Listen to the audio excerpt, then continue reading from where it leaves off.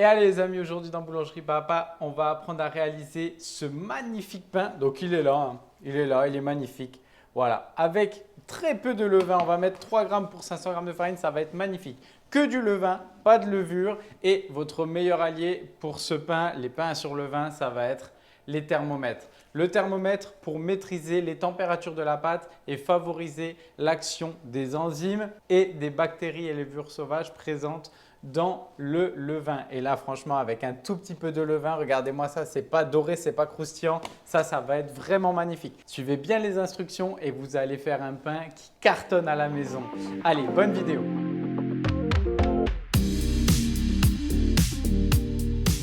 Et allez, donc c'est parti pour ma recette. Donc pour cette recette un petit peu spécifique, on va se faire une base de farine tradition T65, 250 grammes, meule T80. Donc meule, en fait, c'est la façon d'écraser de la farine. Donc là, c'est une farine de blé de meule écrasée sur meule type 80, 250 grammes, sel 9 grammes, levain 3 grammes. C'est la spécificité de la recette, il n'y aura pas de levure et la dose de levain sera vraiment très faible. Vous allez comprendre pourquoi grâce, comme je vous l'ai dit, aux fermentations longues à bonne température.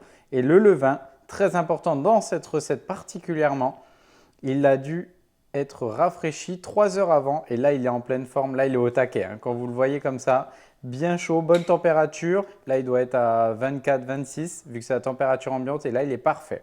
On en mettra juste une cuillère, voilà, 3 grammes. De l'eau 320. Deuxième spécificité, pour ce pain, nous n'allons pas trop pétrir. Donc, je vous explique. Soit vous le faites à la main avec une TB à 75.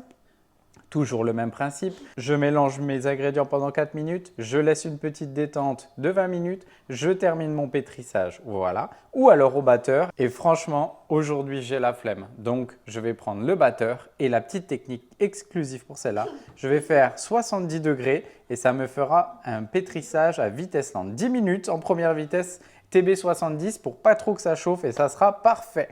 Allez, on y va, on met tout dans le batteur. Comme d'habitude les amis, je vous l'explique assez souvent, on commence toujours par l'eau. Donc mon eau bien réglée, donc là elle est à 18 degrés. Je vais placer mes ingrédients, mes farines, mon sel d'un côté.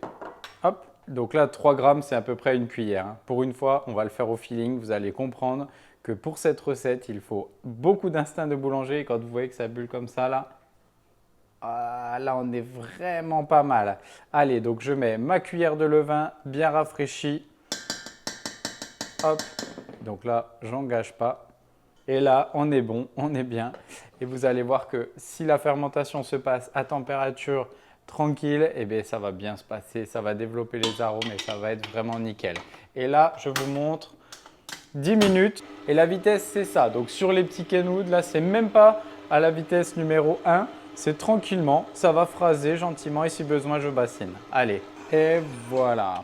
Après 10 minutes en première, on doit avoir ça. C'est toujours pareil, la consistance dépend vraiment de vos farines. Donc, ce n'est pas parfaitement pétri, je l'avoue, mais ce n'est pas un problème parce que là, on va laisser des longues périodes de fermentation. Donc, j'ai pris un petit bac, hop, je fais toujours ma petite technique. À ce moment-là, je peux mettre un petit peu de graisse ou d'huile. Donc, moi, je mets un petit peu d'huile, simple, efficace. Je dépose ma pâte. Je vais faire une jolie boule. Pac. Et donc là, je vais sortir une pâte à 26,4. Donc 26,4, c'est raisonnable, il n'y a pas de problème. On dit que les pâtes, il faut généralement qu'elles sortent entre 23 et 25, 26. Ce qu'il faut savoir, c'est que les ferments, la levure, qu'elle soit fraîche ou alors les levains, leur température favorite, on va dire que c'est entre 25, 27 jusqu'à 30 degrés. Là, il y a la fermentation qui va se créer, ça va être sympa. Et ça, c'est ce qu'on va rechercher. Donc, à ce moment-là, je vais déjà partir pour première phase de pointage. Okay, surtout, je mets un petit film.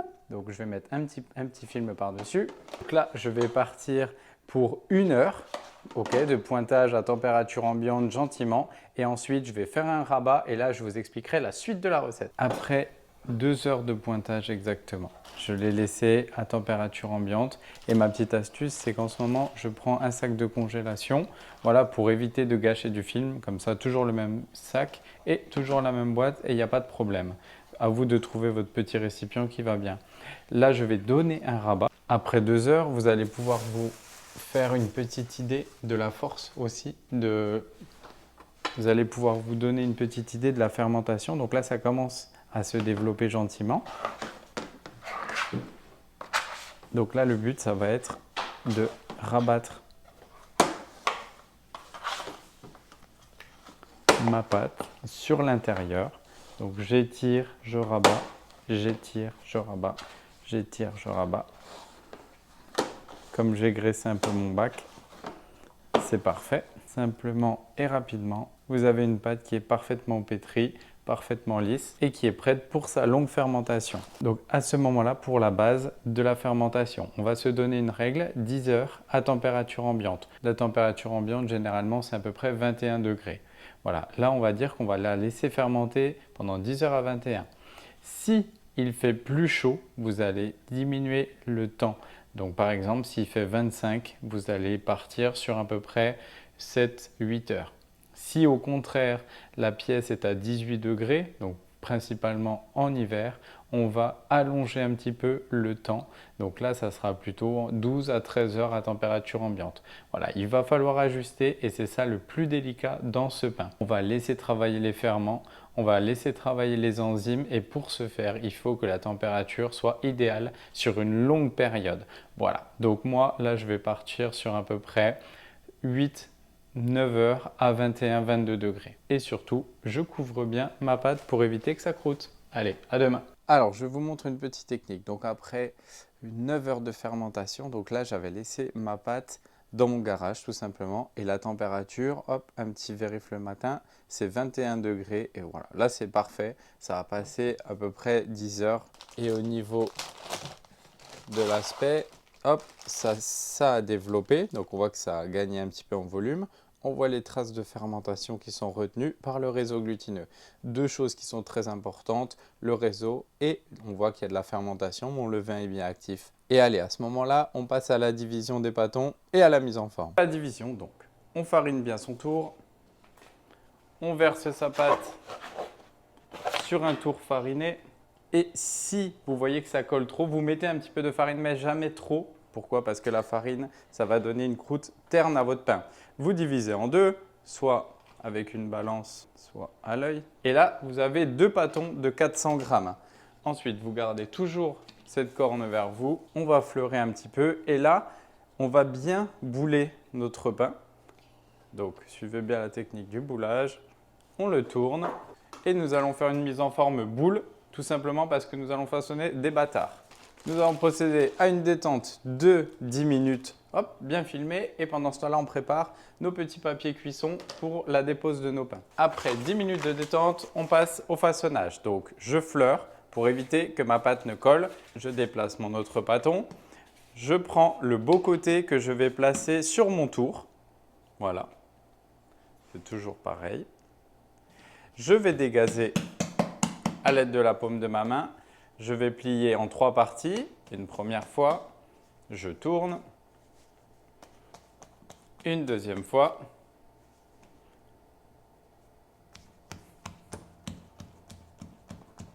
Et une troisième fois. Voilà, je ne mets pas plus de farine et je vais déplacer mon pain sur mon papier cuisson. Je renouvelle l'opération.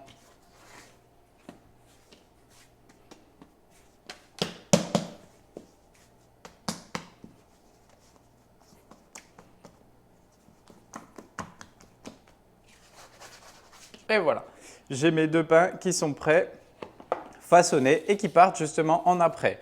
À ce moment-là, je préchauffe mon four à 250 degrés. Hop.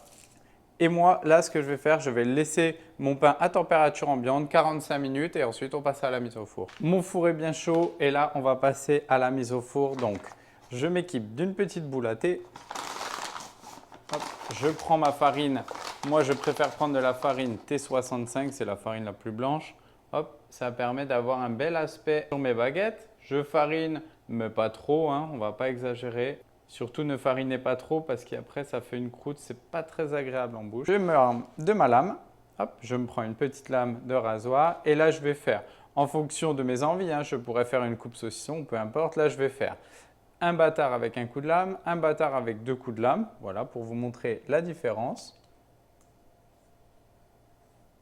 Voilà, et je passe à la mise au four et on va suivre ça tous ensemble. Alors, la technique est toujours la même. Je m'arme de ma planche. Je dépose mes pains. Je mets un petit peu d'eau. Et je ferme pendant 15 à 16 minutes à 250.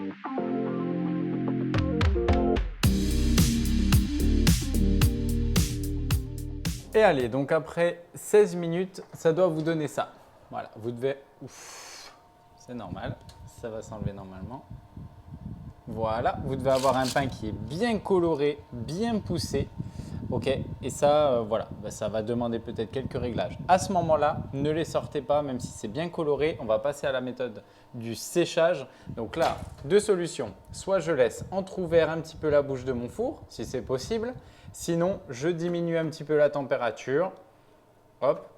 Pourquoi? Parce que là, on va continuer à laisser s'évaporer l'eau sans gagner en coloration. Ma coloration est bien, maintenant je veux juste que ça sèche pendant à peu près 15 minutes, gentiment, tranquillement. Voilà, cuisson terminée, je place mes pains sur une grille pour le ressuage. Donc la grille, ça permet que l'eau continue de s'évaporer. Entre la cuisson à 250 et l'air ambiant, il y a un choc thermique. Donc voilà, ça c'est pour qu'il sèche bien. Et ensuite, on va se passer à la petite découpe et dégustation. Ben là, c'est beau. Hein. Les amis, on passe à la dégustation. Hop, allez, on va se couper celui-là ou celui-là. Allez, celui-là, franchement, il est vraiment mignon. Voilà, donc déjà, on peut voir des magnifiques alvéoles.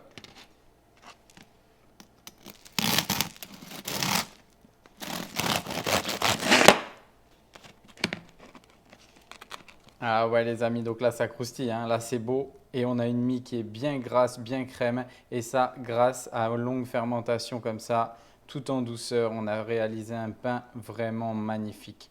Et ouais les amis, maintenant à vous de jouer, n'oubliez pas que le plus important, des températures et surtout des très bonnes farines. Et allez les amis, je vous dis à très bientôt, ciao ciao.